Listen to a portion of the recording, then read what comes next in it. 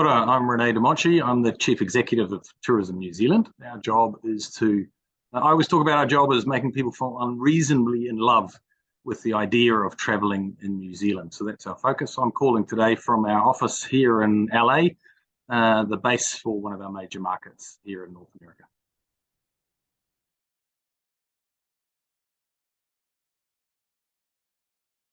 Well, our focus during the COVID pandemic, during the closed border environment, had been about keeping people dreaming about New Zealand. So as soon as we opened in 2022, our focus was really how do we convert that demand we've been keeping bubbling away? How do we get people to now actually make the booking? And that was firmly our focus in 2022, starting with Australia. We opened in the winter.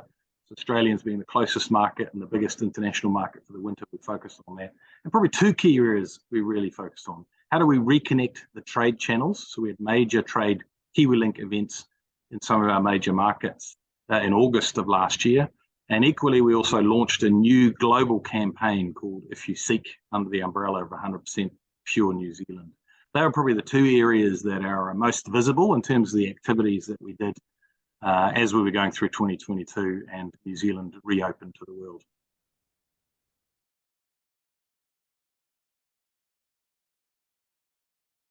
Workforce is absolutely a big topic for the tourism industry in New Zealand, as it is around the world and as it is in many other sectors. So I think we are now seeing businesses try and scale back up as we've gone through the peak season. But equally in the areas that are strong in the winter, workforce has been a real challenge. I think what we'll see is some movement in that space. Internet travel is starting again. Workers are moving again across the border. What will be important for us, and I know a big focus for Immigration New Zealand as well, is making sure that that process is as seamless as it can be. It's a competitive world, so we want people to be able to choose New Zealand to come and work, make that as easy as possible.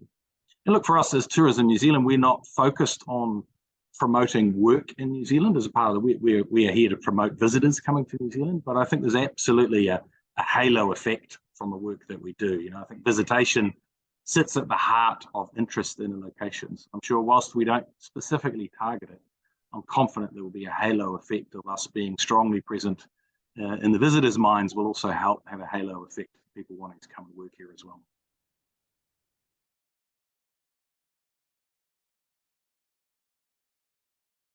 Yeah, so our global campaign, If You Seek, which is part of 100% Pure New Zealand, is a very visible campaign around the world. So we're probably the biggest marketer for New Zealand as a destination, certainly targeting consumers.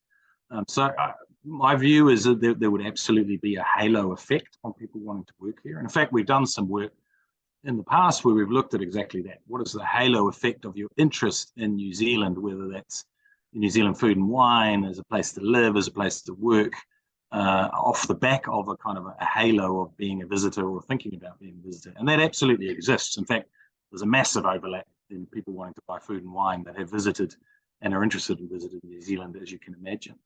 So I think for workforce, that's the same. Again, we don't target workforce here specifically, but I think you absolutely see a halo effect. If you're interested in visiting a place, you're more likely to be interested in visiting a place if you're interested in working a place. The two are not separate from each other. And then look, there are some audiences where that overlaps a bit clearer. So take backpackers, longer staying, quite often they will also might be working holiday. Again, not specifically our target as part of our work, but absolutely I think that halo effect exists.